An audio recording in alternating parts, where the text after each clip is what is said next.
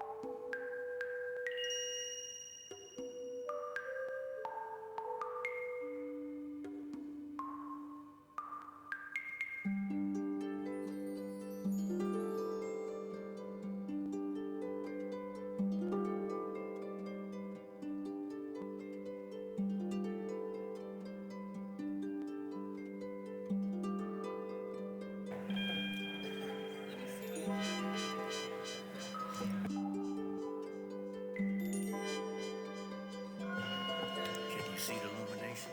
Mm-hmm. See it? Yeah, I can see it.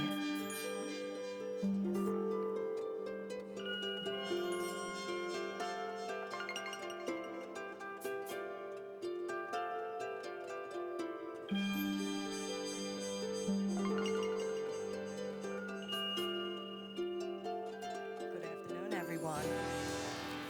I'm officially opening the Veterans Advisory Commission meeting. My name is Myra J. Fields Rouse. I am the co-chair.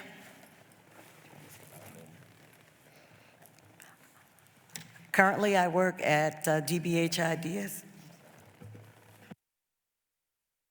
Excuse me. We will now open the prayer with Mr. Darby Ford.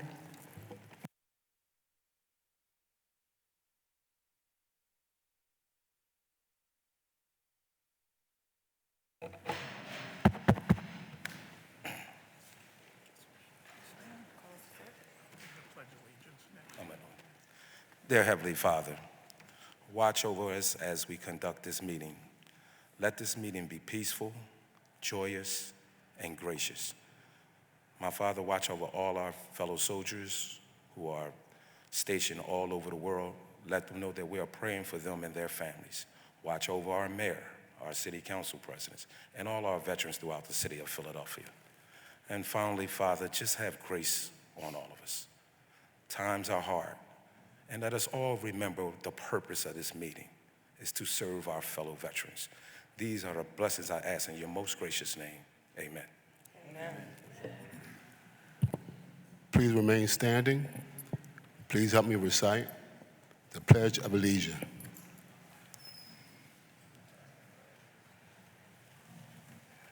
I pledge allegiance to the flag of the United States of America and to the republic for which it stands, one nation, under God, indivisible, with liberty and justice for all.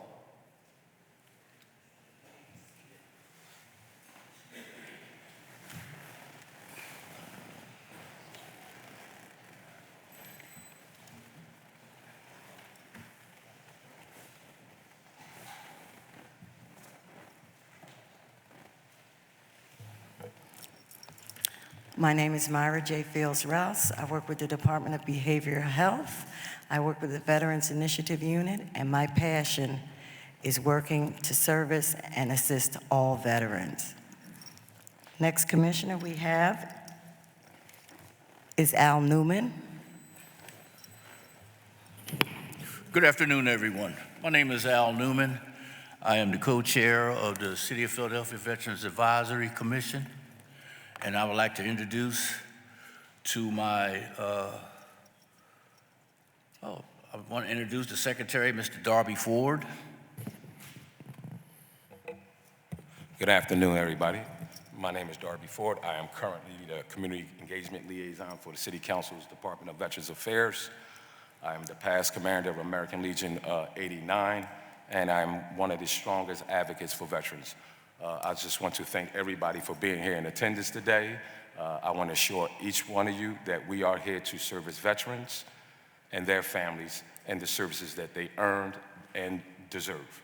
I want to make it to everyone, please be patient with us.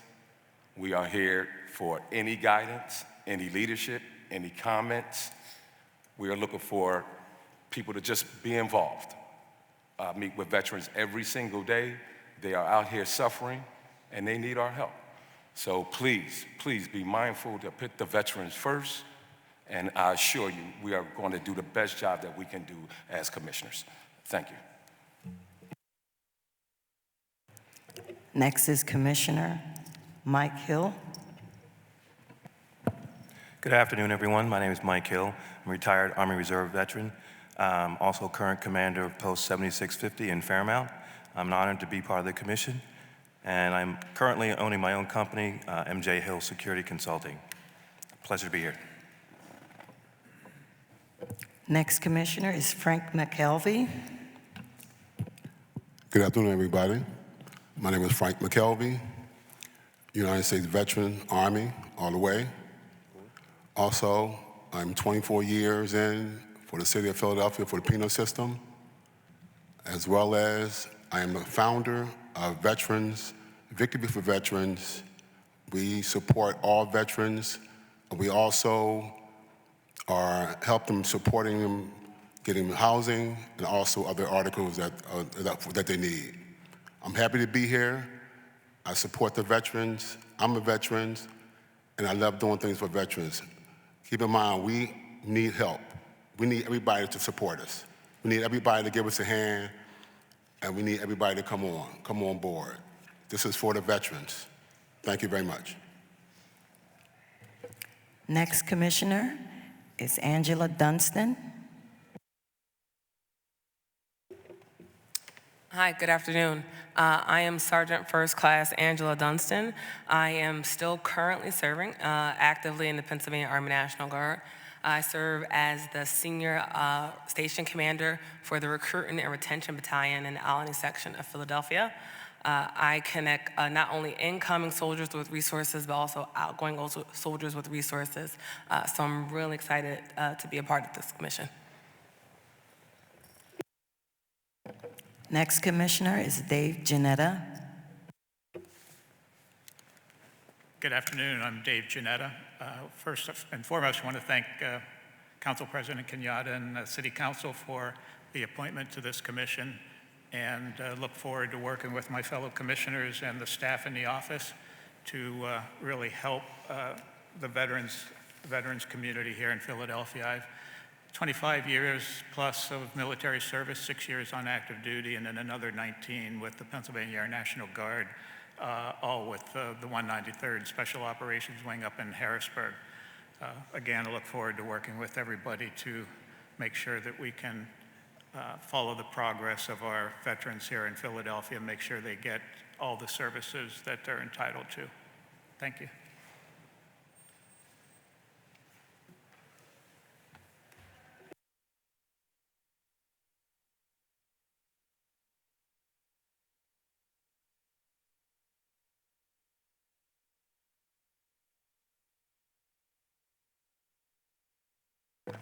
I'm very excited and honored to introduce the new Director of Veterans Affairs, Mr. Gregory Wright.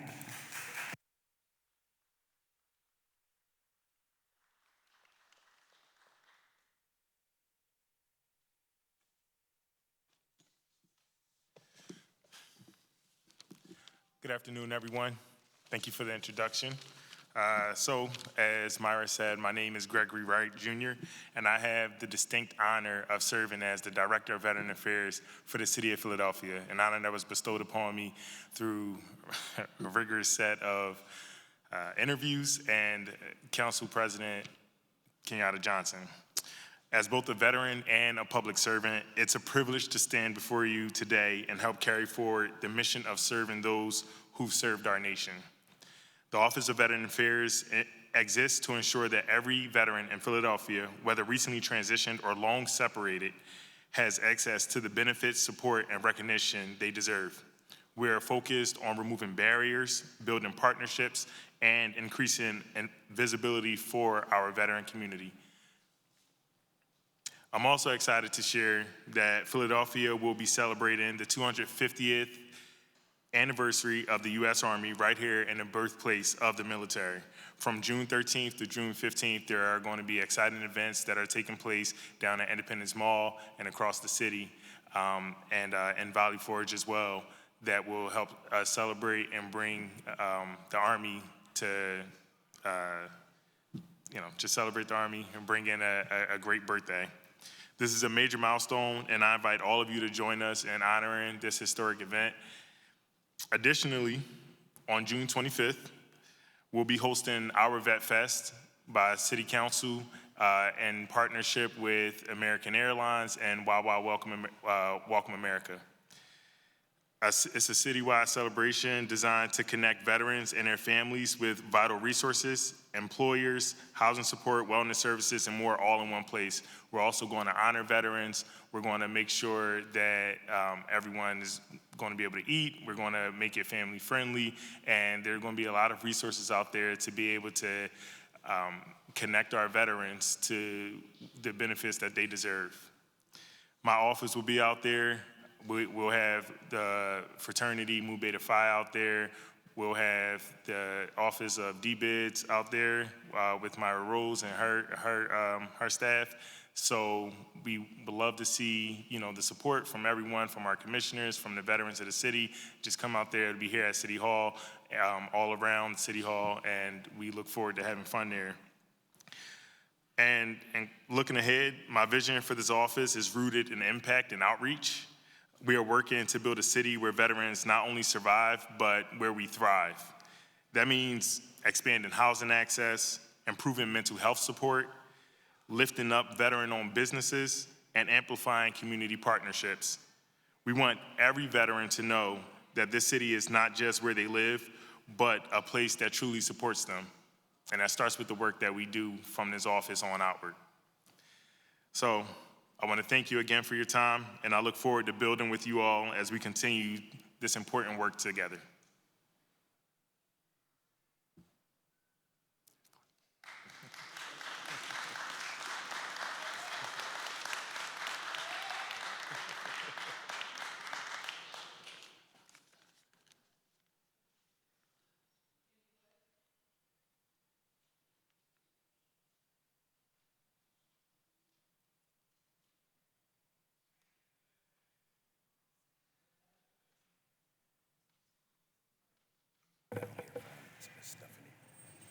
At this moment, we are opening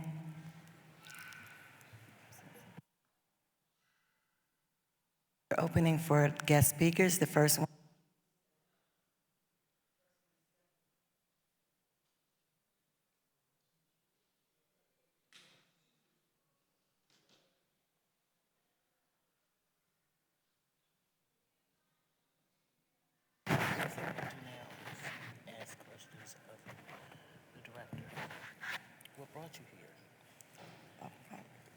Okay. Okay. So we just want to open up questions, right? Okay, go ahead. My question is, how are we as commissioners going to better the homeless veterans throughout the city of Philadelphia? Because the homeless veterans numbers rise every day, every year. How can we go about bringing those numbers down? It's a good question, Frank. So, like I said, this office and this commission, our goal is to help with our veterans. It's help to connect them with employment. It's help to connect them with mental health resources, and to help the unhoused. If we understand where the problem lies and what the actual issue is versus what the symptom is, that's how we begin to help. A lot of times, we don't understand why our veterans are unhoused, and we just want to place them into a house or into an apartment and not do the work to, help them sustain and maintain that place. I know that Wanda Pate Dennis of my office, she has been doing this work for 15 years, and one thing that she does that works well, and also with the Veterans Multi-Service Center, what they all do, they vet the apartment or the place of housing, and they make sure that the vet has the resources and the capability to maintain. So it's not just putting them in there and letting go of their hand and saying, oh, everything is on you. It's also making sure that they have the resources for employment. Where do you work? Where can we get you a job at? How can we make sure that you maintain this job? Providing job training. How can we make sure that you are, continuing to take medications if that's the issue? Connecting them to the VA. And Wanda has been very, very amazing at doing so. She's established a lot of connections throughout the city, even with Karen Oxler, who is the director of the Veteran Affairs down on 3900 Woodland Road. And Wanda has her on speed dial. So if there are any veterans who are having any health issues, she reaches out and she makes sure that these veterans are connected immediately to be able to get the resources that they need. So it's about us making sure that we take the time to do our homework to make sure that our veterans are getting the service that they need. If you're unhoused, we gotta figure out why, right? And that's the homework that we do. That's the homework that this office is built to do with the entire staff there. Mr. Bill and Darby Ford and Melissa, everybody is there trying to help and make sure that we maintain some type of readiness and being able to support our veterans. One more question. I know that there's a lot of nonprofit organizations, 501c in the city of Philadelphia, geared around helping unhoused vets. How can we connect? How can we get involved? How can we come together, bringing them in or having some sort of meeting to connect with these organizations?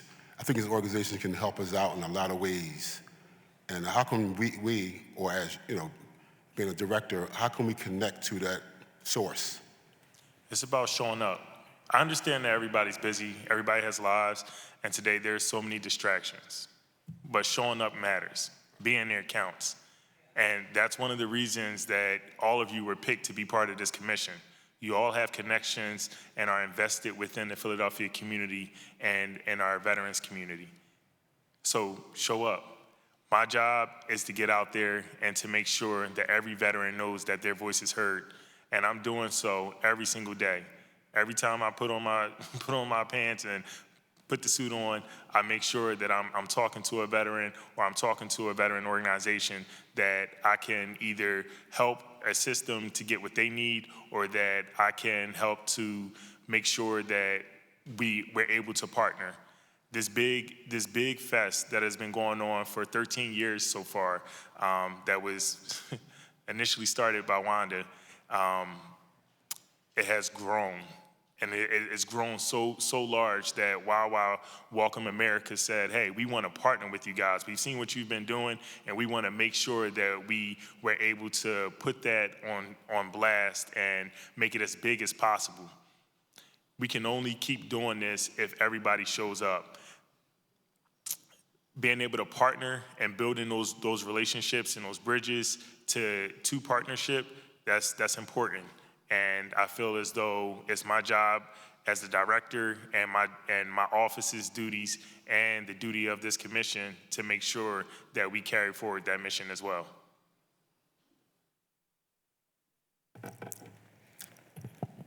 I have a question.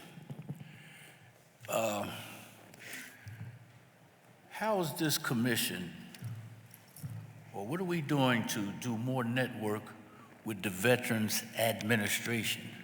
The reason why I'm asking this question is I hand out business cards and they see City of Philadelphia Veterans Advisory Commission, and a a lot of people think we can supersede the Veterans Administration. Now, keep in mind, the Veterans Administration, they got the rubber stamp on everything. And there's a plethora of veterans organizations out here, and it seems like every time I talk to a veteran, it's always the same answer.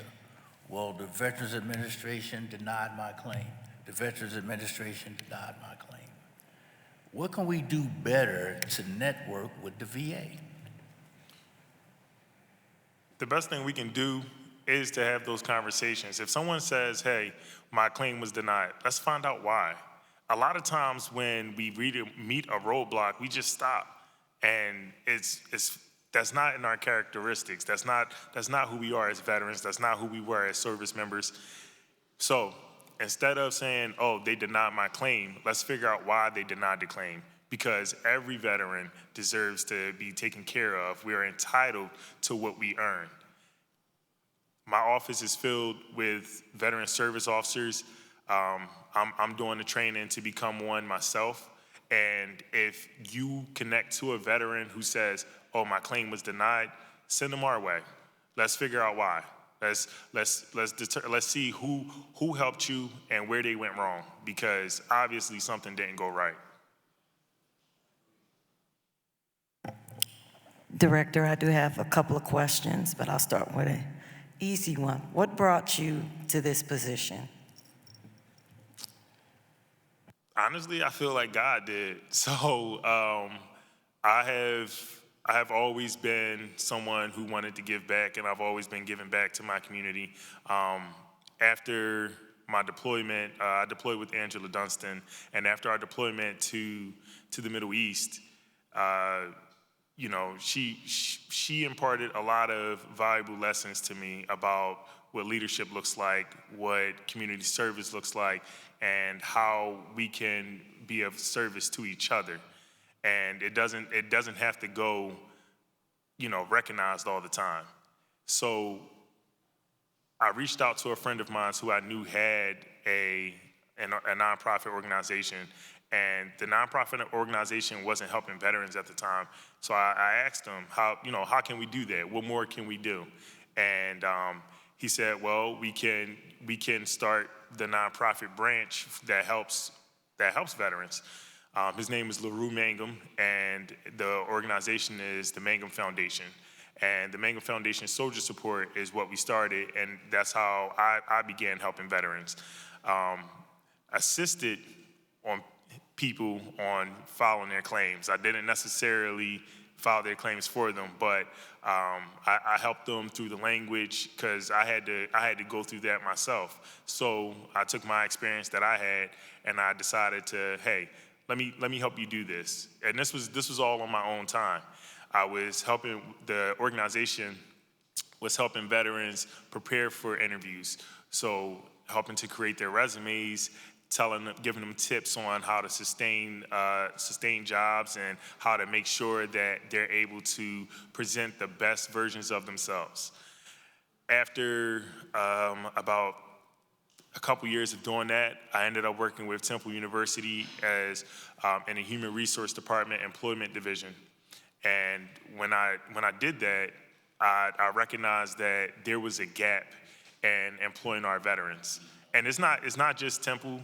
There are a lot of organizations out here that don't know how to read the resume of a veteran.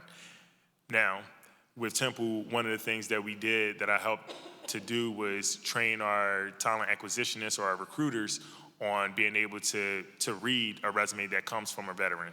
Actually give them the extra time to say, okay, this is a veteran here. Maybe they didn't know exactly what they were qualified for, and give them a second chance. So even if they found out, hey, I wasn't qualified for this position, they decided you'll be a better fit for this role. And in doing so, I guess word got out, and I received a phone call from one of my mentors, and the ball was rolling for me to step into this position. And honestly, I feel like I've reached my purpose, and this is what I'm supposed to be doing. The second part of the question is that I'll piggyback into that. You mentioned, as you know, I work with Veterans Court, and I interface with a lot of nonprofit organizations that work with veterans. My point is, how can we work together to assist and update a booklet or the resource guide and for these organizations that are doing the work versus the organizations that are not doing the work? It's all about communication, effective communication. So talking to each other and understanding what it is that we're trying to do. What goal are we trying to accomplish? The overall goal is taking care of veterans, but how are we doing that? And then communicating that with my office. I'm only one person. My office, we're a staff of 5. We're growing, but growth takes time, and we can't be everywhere. So if there is an organization out there that we don't know or that we don't have any contact with, put us in contact with them. And then we can start to build our booklet, our Rolodex of contacts, and make sure that everyone knows who the organization is, or if we have a veteran who comes in and they're in need of assistance, we can call up a point of contact for that organization and say, hey, this is where you need to go. These are individuals who can help you if it's beyond the scope of our measures.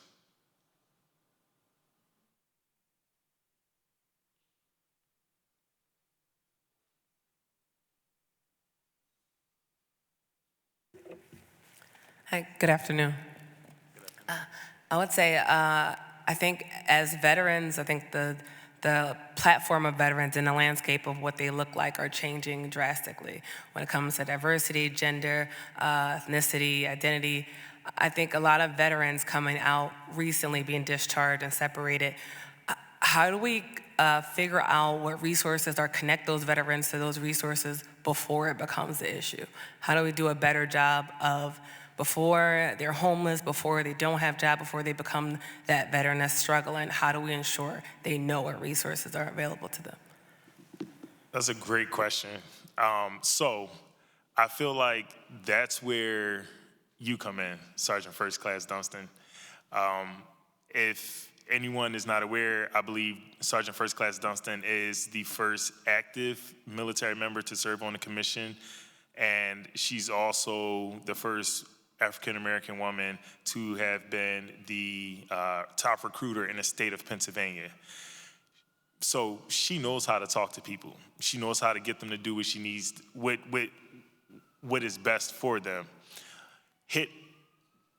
Being in front of these soldiers and being able to talk to them about what lies before them as they continue on this journey is imperative. And I think that is how we're able to really be proactive. And that is the direction of this office that I want us to take, being proactive instead of reactive.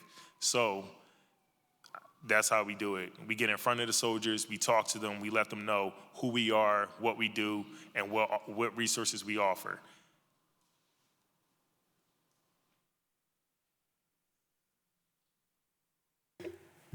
Given the proposed VA budget cuts at the federal level, we saw recently that they're proposing to reduce their workforce by 80,000 across the country. Do we have any sense of how that's going to impact Philadelphia specifically? Right now, we don't necessarily know how that's going to impact. We do know that it can slow the wheels down a little bit, and it can make our veterans wait a little bit longer for what they're entitled to. But as far as I know, the VA reps that I've spoken to, they're working overtime. They're working hard.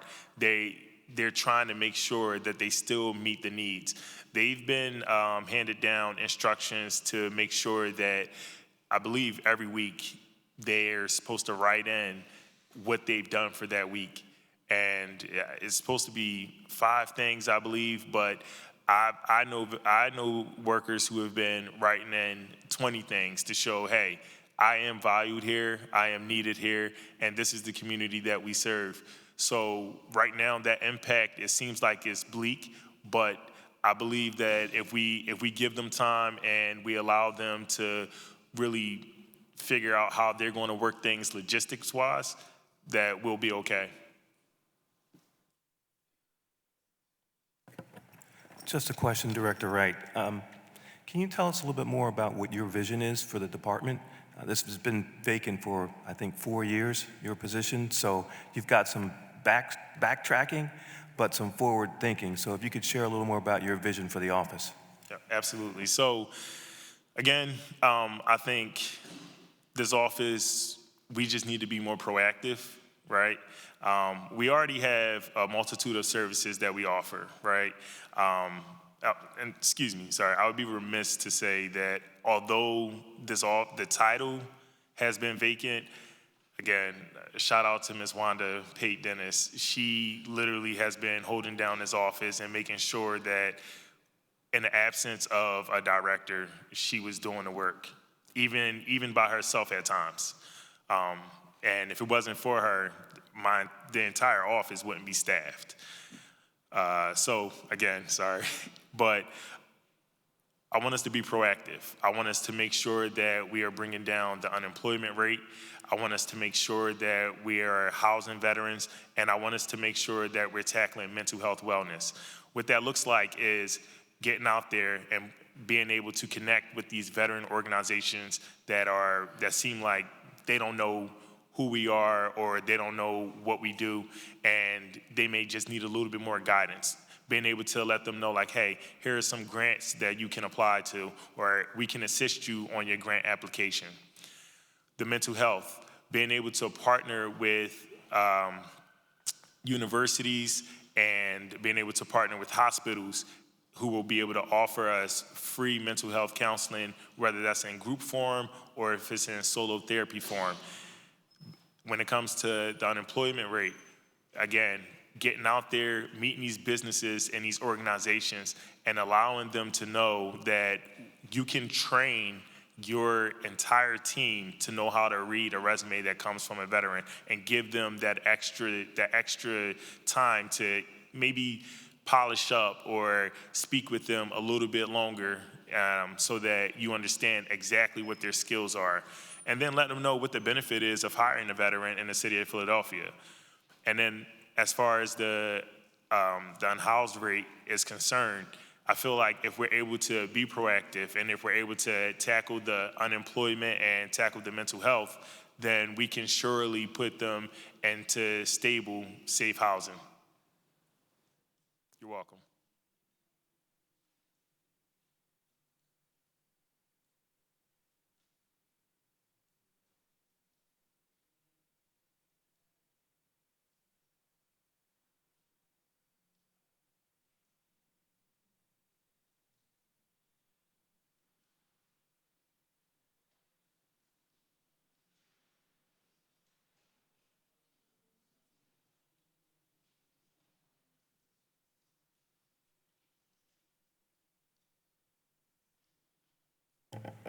We're now opening up for our guest speaker, Stephanie Booker.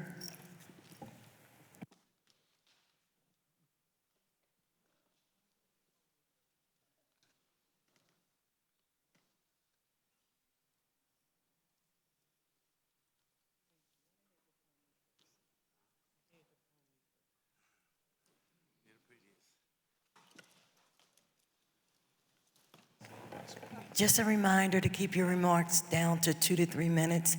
It would greatly be appreciated because we are on time constraints. Thank you. Good afternoon. Thank you for giving me this platform to speak. My name is Stephanie Booker. I run an organization called AHARI, A Home is a Right, and we target at-risk and homeless veterans to provide permanent supportive housing. For the last, I've been working with the Veterans Advisory Council for the last 5 years and maybe through 3 different directors. Through those 5 years and 3 different directors, I got a lot of promises, but I didn't get action. You know, we need support for our veterans, and it shouldn't just go to one organization because there's a plethora of us that's out here doing this work for these organizations. I'm coming to the Vet Fest on the 25th. I bet you no organization will have brand new Nike sneakers, Nike sweatsuits, Nike coats, but I'm paying for storage for this stuff to give out for free. We need help. And thinking about connecting these organizations with the Veterans Advisory Council, it should be some kind of budget put aside for us. You know, especially when we're in good standards and doing what we need to do. And also, you got the land bank that has plenty of houses that's just sitting there. We can get those houses and get some of the veterans to help us fix them up. Now, you say some of the veterans don't cooperate with certain things that you're trying to put out there because it's like a cart a la mode. Every veteran doesn't like everything, and every plan is not going to satisfy every veteran. So you got to give them choices. You can't control them and say, okay, you're going to be in this room with 2 other guys that they may not even like. It's not going to work. So you have to give them choices and look at all of the organizations in Philadelphia that's servicing these veterans instead of who you pick and choose. And I'm not saying you guys because I don't know you. It's a new group, but this is a past practice. And it's time to change. And anytime you got me wearing 5 different hats and we done pulled in $2.5 million in the last 2 years and not a dime came from the city of Philadelphia, not any of my donations that I get, furniture, Nike, trucks full of Girl Scout cookies, none of it came from Philadelphia. It comes from Boston, it comes from Maryland, it comes from New Jersey. I need Philadelphia to step up to the plate and help me help your veterans. Do you have any, and also, there hasn't been a stand down in 3 years for the city of Philadelphia. Ahari has took on that responsibility. We will have a stand down in Philadelphia September the 13th, out in the School of the Future. That's an opportunity right there for y'all to chip in and help me get through this. I don't know everything. I'm not afraid to ask for help, but I'm gonna let you know, I have 0 tolerance for nonsense. You come, you gotta come correct. Any questions for me? No questions? I have one. I'm listening. You just mentioned the stand down. Yes, sir. I've been to many stand downs, starting at Lighthouse Field. We're at Front and Erie many, many years ago. Any idea where the location is going to be in September? We have the School of the Future, inside and out. School of the Future on the Parkway. We partner with Councilwoman Gaudier and Councilman Jones on this venture because Councilman Jones is in his district. I've been working with Councilman Gaudier for the last 6 years on big events, and we bring in at least 300 to 400 people. So I'm preparing to serve 500 plus veterans that day. Thank you ever so much. You're welcome. I had a question. Yes. How long have your organization been existing? My organization was founded, excuse me, it was founded in 2011 as a capstone project in my master's program. But I never worked under Ahari until the last 6 years because I got tired of bureaucratic nonsense. And I went out, I was doing work for them and I did it well. So I said if I could do it for someone else, I could do it for myself. And I have done it well for Ahari. And you also spoke about, you said that none of the money came from the city of Philadelphia? No, not a dime. Maybe, no, I'm sorry, the activities funds. But you got a lot of restrictions on the activity fund. And we did, well, that's government. We got the VTF funds 1 year. But you can't start a program where it's mental health gear and you give them this great resources and then it stops. That's like being counterproductive. You know what I'm saying? It has to be a continuous cycle. You can't give them 3 months here and then they don't have another training for another year. They have PTSD and TBI. That's serious. You can't play with them like that. And I'm not a veteran, but my husband was a decorated Vietnam War veteran. He had PTSD and TBI. I was able to handle him, and I was the only one that could calm him down. And then I had a brother and a dad, and I guess I speak, what did they say? Veteranese. That's a language they speak that they understand each other. And y'all should know it as veterans. Any other questions? Thank you.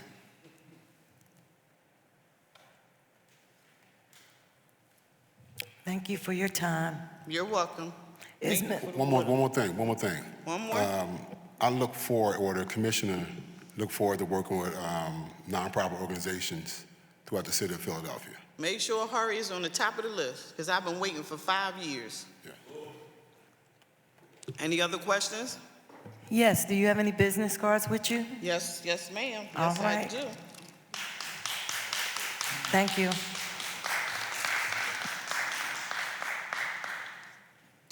Hold on. I got some other stuff for you. That's what I do. Hold on. And here go the cards for the stand down. I need another $30,000 for the stand down. I already raised 20.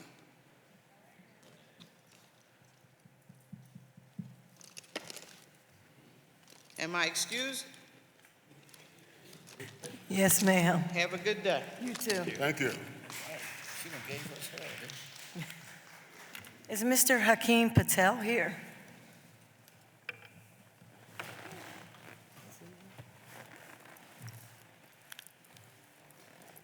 Then we'll move on to the next speaker, Mr. Tyrone Rucker.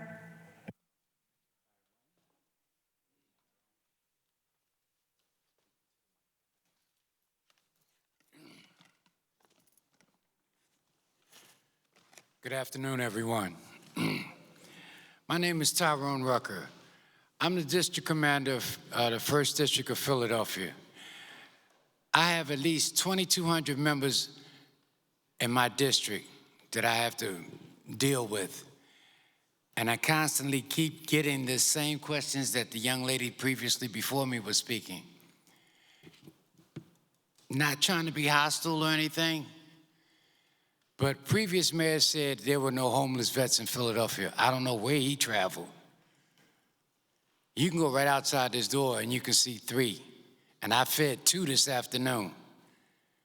My thing is this: help us help you to make your unit better. Because what in my district, in our district, when it came to memberships for veterans, we were last in the state. I had no actual formal training to be a district commander, but for these last 2 years, we have been 1st in the state, 9th in the nation. A lot of problems we have now are a lot of the younger vets that come out of the military don't want to deal with us old heads. They think because we done got our little penance, compensation, you know, we lead them to the wayside. That's not our objective. I'm a member of Edison 64. I came out in 66. Did 2 tours of Vietnam. Decorated vet. Some of the people on your commission I know personally. I've discussed with them many a times about many things that we can do. I need your assistance to have us so that we can have younger vets that don't know anything. They come out and they feel as though while they're in the government, the government love them. Once they come out, the government kick them to the curb. You know it as well as I do.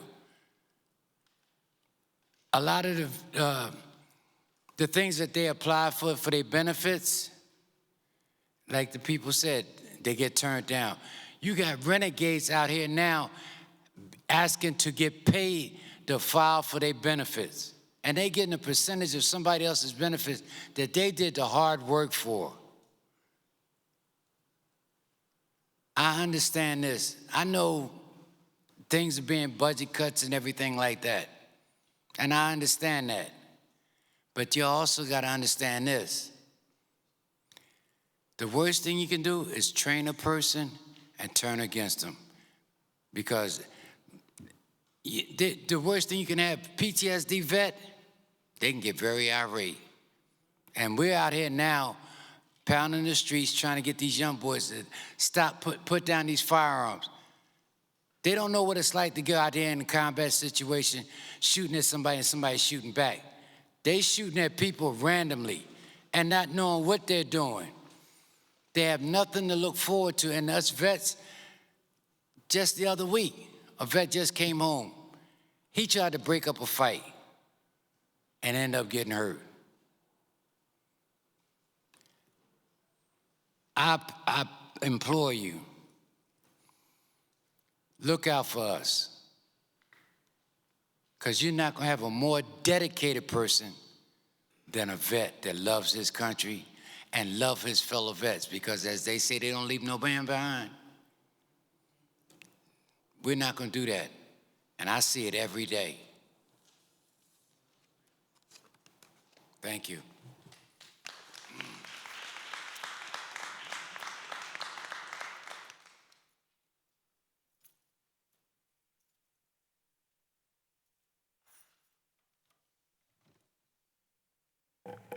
Is Dr. Kathy Bennett here?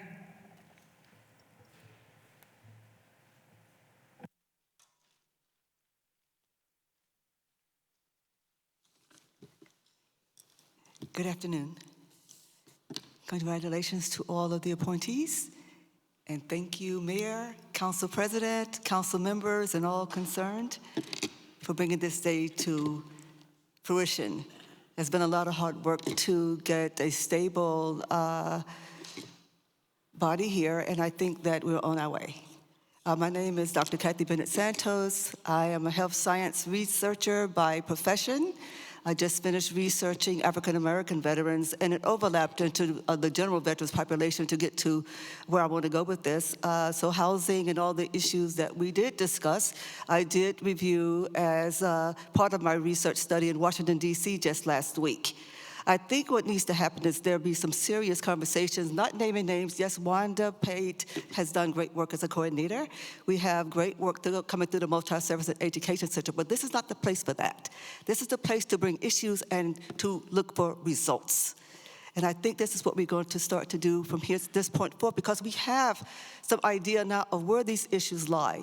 The research that I have just completed is researched and it is published.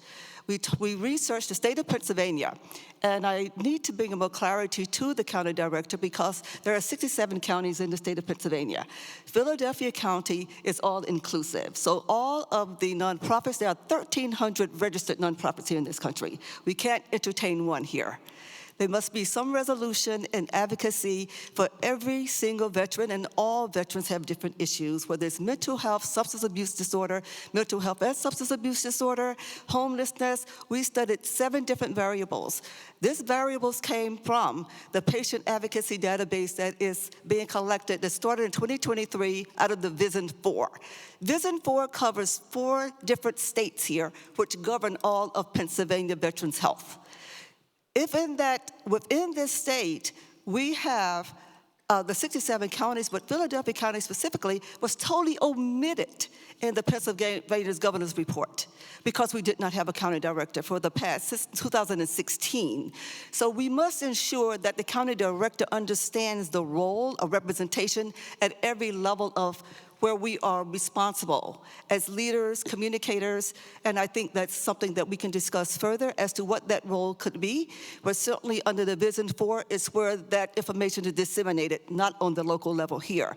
We are a state, the county director is part of the state, the Department of Military and Veterans Affairs under the state county director's regulations. So those regulations are a little bit different when the state has articulated how that office should be run. It's not run on the local level, so we must articulate that. It is my plan and my hopes that we can regulate how we are communicating that policy by establishing a new and revamped legislative agenda on how to approach this body here, because it has been non-functioning since I've been at the military, which is about 35 years. I have been coming into this room here since I've left the military to have this conversation. And at this point, I do believe that it is resonating with some reality and expectation that things can get resolved here. So I'm going to skip over all the other stuff and not to piggyback on some of the other dynamics, but it has to have the fundamental basics that are clear. It has to be clearly defined what that role is, and I think that is missing here, which I'm not able to connect with what the laws are. There are laws and regulations that dictate what the county director's position should be. It doesn't come out of the thin air. The policy and the SOPs that you establish in your office on how to operate that can be determined by legislation that goes to the council to resolve how to function in Philadelphia County, if you understand. I am going to be available to advise, to communicate in any level by which I am able to, because I do believe that we are on our way to something great here to address veterans here in the city of Philadelphia. I myself have suffered greatly, but I do believe that because I am able to navigate, we are a community of learners. We are trained procedurally to understand regulations and to read details. If it's not written, it doesn't exist. We just can't make it up as we go along. So I'm just going to conclude with just congratulating all of you all for being here, and I'm sure you'll be hearing more from me. I don't want to go into any of the technical stuff that I've already observed here, but what I would like to say is that I do appreciate the commitment that you've already demonstrated to me, because I have been committed to Philadelphia since starting the very first nonprofit for women veterans in this country, right here for military women who were sexually assaulted. This is probably the most dedicated role, because when I came out of the service, that women veterans did not have a place to be treated here. So the legislation that came out of my congressional testimony, where that law still stands, is so important that we actually understand how laws across the veterans community does impact us, and veterans do impact community. And finally, as an ambassador with the Center for the Women Veterans in Washington, D.C., I do believe that that connectivity should be resonating, because the laws are made in Congress. They're not made in a way where we can kind of fiddle around with this veteran service organization. There's 1,300 registered veteran service organizations in the city of Philadelphia. Let's put them all to work. They're waiting. I'm going to conclude with that. Thank you so much. Okay, just wanted to thank you. Thank you.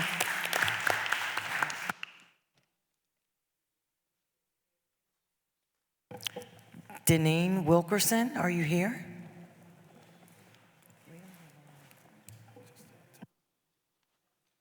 Good afternoon, all, and thank you all for the invite. My name is Deneen Wilkerson, Esquire, and I was asked to speak about what I do to service veterans. I am a veteran myself of the active Army and the Army National Guard. And what I do to assist veterans is I provide legal assistance. I provide legal assistance either on a pro bono basis or either on a slide and scale basis.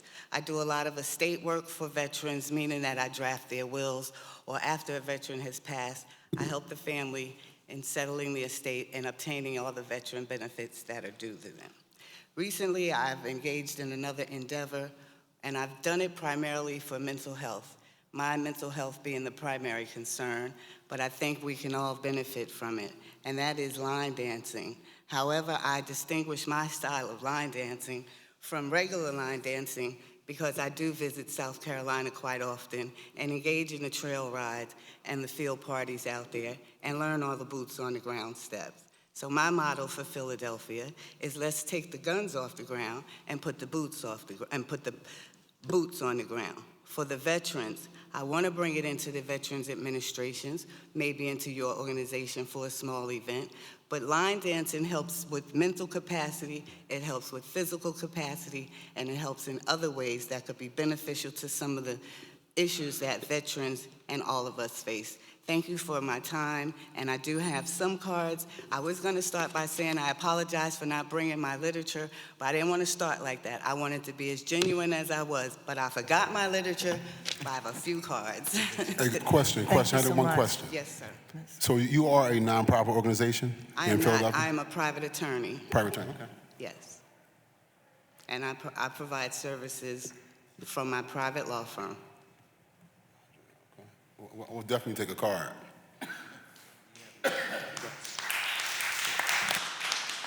Thank you. Thank you all. Joe Eastman.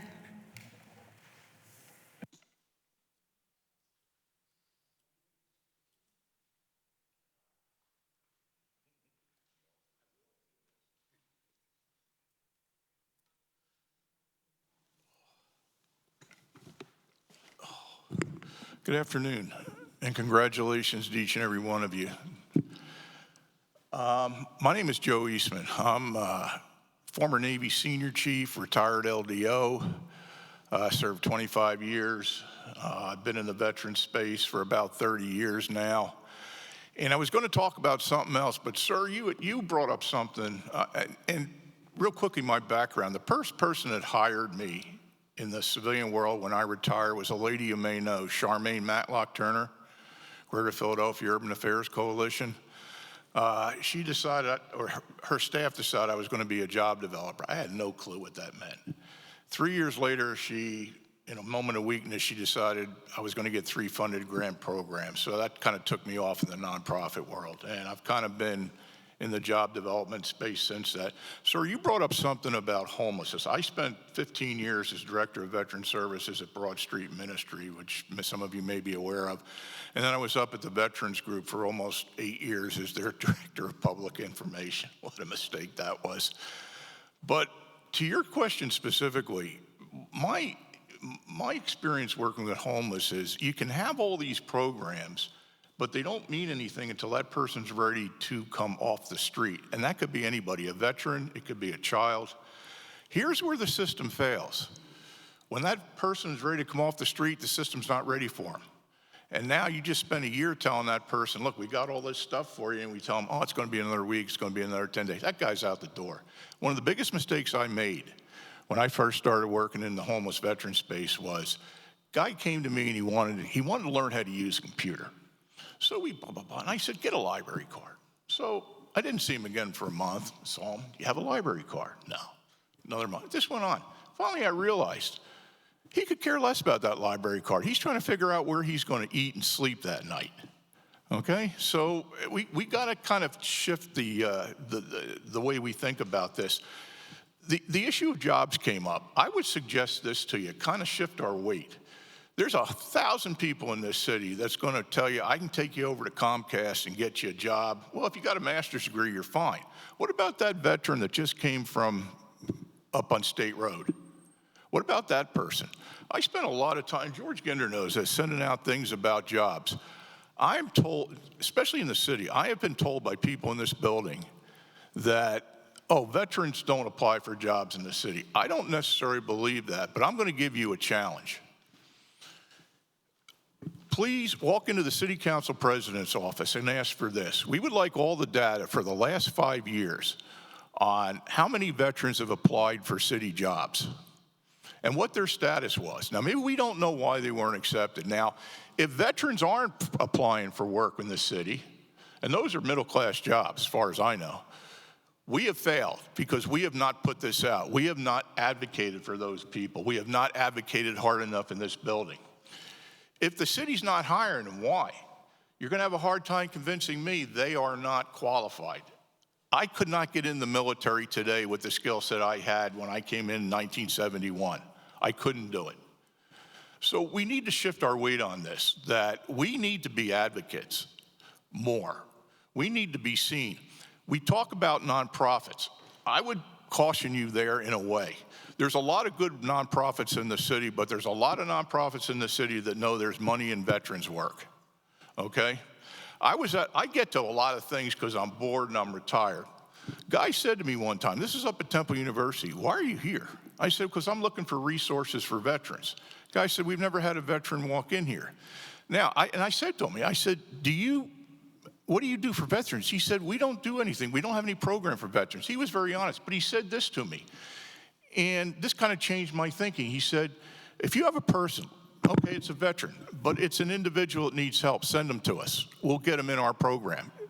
We don't have a veteran specific, but we'll get them in. We need to change our thinking that way to not just look at where are things that say we help veterans. Where else in the city can we put people that absolutely need help? The last thing I would suggest is, and I'll get in trouble for this, we've got to be careful when we're talking about veterans benefits. There's only one person in this city that's qualified to talk about cuts, anything else, and that's the Admiral. And she's not saying anything. Just the other day, a guy named Jared Goldman, I don't know if you know who he is, he's a Democrat from Maine. He just scolded everybody. He said, there are no cuts. Everybody just shut up. We're not doing a benefit for veterans. So, I was at an event with Gregory. We were up at Temple University a couple of weeks ago for the Military Basketball Association. And all those Veteran Affairs employees seemed to be pretty happy to me. They weren't talking about anything. They weren't saying programs were going to go away. So I think we just, I'm a Navy guy. When the Admiral tells me something, then I'll listen to it, So ma'am, you brought up something, Sergeant First Class, you brought up something that the city has been talking about for 5 years, and thank you for bringing it up. We have people coming out of the service, and Gregory has no idea they're coming here until they get here and have problems. We have suggested ad nauseum, and this is something you could take on too. The system has to talk to one another. When I was an XO of a command, I knew who my problem children were and who were going to be able to have some problems once they got out.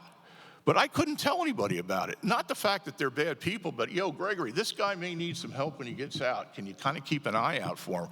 We don't have anything in the system that does that right now. So I'm going to shut up. So, but I'm Thank 3 you months, so I'm going much. to come back and ask about that job development information. So, and let me tell you something. This is exactly the right guy. This is exactly the right guy. You picked the right one. Okay? He is going to do really good things.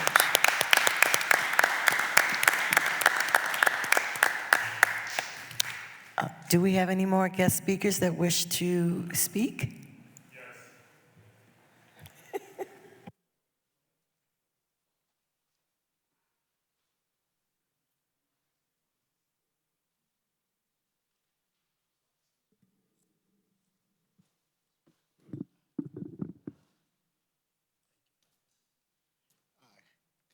Good day. I'm not asking for money, so. My name is Donnell Simon. I'm a Gulf War veteran, Army veteran, 10 years, 4 years active duty, 6 years National Guard, and I'm here representing Mu Beta Phi Military Fraternity Incorporated. And we're not asking for money. We actually just asking to help. That's what we really are. Just to give you a little rundown on who Mu Beta Phi Military Fraternity is. It's a fraternity with veterans, all veterans. The fraternity is 8 years old. 2017, when we was founded by 3 veterans, one Army veteran, one Air Force veteran, and one Navy veteran. The Navy veteran is actually originally from Philadelphia, but it was founded in Virginia. And the court in Philadelphia, we're the largest court of the fraternity. We got over 1,000 members, and Philadelphia have over 120 members. So some things that we do, the fraternity do in the city of Philadelphia, we feed the homeless every Tuesday night on 20th and Ray Street. And the last 3 weeks, we fed over 150 people. It was 155 yesterday. We do that rain and snow. When it was 10 degrees in the wintertime, that cold day we had, we fed them that day. It was like 42 people that day we fed, actually. That's one thing we do. It's an ongoing thing. Every Tuesday night, we feed the homeless, and it's a hot meal. And on Wednesdays and Fridays, we work at a food pantry. It's on 38th and Brown Street. So we also do that every Wednesday and Friday. You got somebody from our fraternity doing that. And every Saturday, every third Saturday of the month, we help Caring for Friends. They the ones distribute foods like Meals on Wheels. We pack maybe 1,500 to 2,000 meals. I look over to him because he's one of my fraternity brothers. I'm just trying to make sure I get the numbers right. 1,500 to 2,000 meals that we pack every third Saturday of the month. So the Military Basketball Association that they had last 2 weeks ago, we was one of the organizations that helped volunteer. We didn't help organize it. We helped run that day. We was there to help everything out with that day. They reached out to us because we helped them last year. They also reached out to us for this year. We also do volunteer work in the VA hospital. So we do a lot of. I'm the community service director, so that's why I'm probably here. So we do a lot of community service. So we're not asking for money. We kind of like, you can give us money if you have it. But we all veterans. We all got our own careers. We have a lot of veterans as city employees, captains of police stations, fire departments. So we hear this to help the community, the veterans community. Now, if somebody needs to get a little bit of my background. I retired from New York City Department of Veterans Service. It's almost like this department you guys have is similar to what New York City Department is, but it's their own department. It's not like it's not the mayor. It was the mayor's department at one point, then it became their own department. So helping people, homeless veterans, helping veterans with housing, or helping veterans getting service connected. We can walk a veteran through that. See, that's the problem sometimes. We can tell a veteran, the library is over there. Okay, the library is over there. You got to walk that veteran to that library. You walk them to that library and then navigate them through that process, and he'll get it done. That's why I believe if you do that, that will happen. And that's what's wrong. That's what's happening sometimes with us veterans. They might tell us about being service connected, but you don't give us the information of being service connected. Oh, I'm 100%. But okay, how do I get 100%? How can you walk me through that? What do I need to do to get to that point where you at? And a lot of us is not doing that, and a lot of us not able to do that because we don't know. So that's the good about our fraternity. We have a lot of fraternity brothers that know how to walk veterans through that process, through the housing process. Excuse me. Just a reminder, we're on time restraints. We're over our time. Okay, I'm sorry. Thank you so much, and if you do have any cards, Yes, we cards. greatly appreciate them to pass this great information on. Listen, Thank you. I'm not asking for money. I'm sorry. I know There you ain't go. asking for money.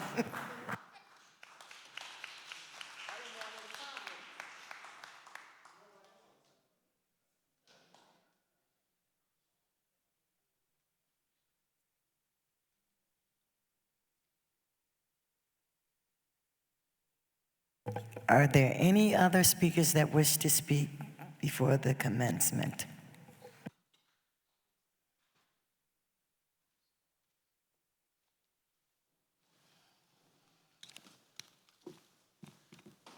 Right. Assalamu alaikum wa rahmatullahi wa barakatuh. My name is Omar Muwakil II. I'm retired Master Sergeant of 22 and a half years. I'm a Southfield original, and I'm here before you today, not just as a resident of the great city, but as a veteran with 100% disabled rating from the VA. I'm here to speak on behalf of veterans in Philadelphia County, those men and women who have selflessly served the nation, placing their duty and honor above all else. It's with great disappointment and disheartening that our city, known for its resilience and history of fighting justice and for freedom, places a restriction on the 100% disabled veterans that are seeking property tax relief. The current criteria, which cap eligibility for property tax abatement at an income of less than $114,000 per year.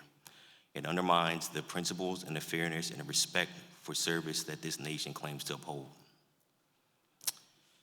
This restriction was authorized by the Pennsylvania Constitution, and it effectively punishes those who have been both successful in a civilian life and that have been severely impacted by their military service. It suggests that veterans who have managed to overcome significant physical and psychological challenges to build successful careers should be excluded from the tax abatement benefit that they've earned through service. In my opinion, this is not just an oversight, it's a fundamental misjudgment of the sacrifices veterans make and the challenges they face upon returning home. Let me be clear, I'm not asking for special treatment and I'm not asking for a handout. I'm just telling you, as our elected representatives, to give us what we've earned. The criteria for the property tax abatement should be solely based upon military service, disability status, residency, property ownership, and not on an arbitrary income cap that fails to reflect the diverse economic realities of our city's veterans. A quick background check. I'm a 5th generation conflict veteran. That means I have people serving in my family on active duty since World War II, Korea, Vietnam, Desert Storm, Desert Shield, and I am a pre and post bombed over Baghdad veteran, meaning I was in before 9/11 and after 9/11. I retired on October 20th, 2023. To the director and everybody here, congratulations on your appointment, and I'm willing to work with anybody. I'm just a neighborhood guy, all right? But I'm willing to work with anybody to help with some of the questions you all brought up on this council, being veterans homelessness, mitigating that, getting to jobs, the transition. I utilize a system called Helmets to Hard Hats, when I got out of active duty, and that got me directly into Plumbers Union 690 as an apprentice. And I went through the apprenticeship, graduated from that, became a journeyman, and got into the fire service. But I'm willing to work with anybody if you have any questions. I do have some cards to hand out, but some of the issues that you all brought up here today, I'm not a profit organization, none of that jazz, just a neighborhood guy that knows how to work around certain things and getting it done, and might have some suggestions that could be efficient and effective to mitigating some of the issues that you all brought up in this council meeting and some of the questions that you asked the director. All right. Thank you so much.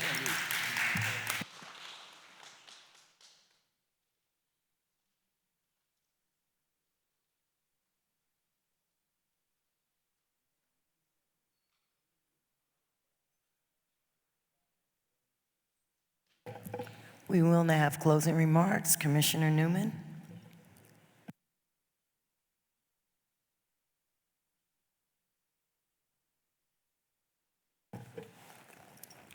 I would like to thank the guest speakers today for coming out. And I'd like to wish everyone traveling mercy home. And thank you for coming today. Thank you.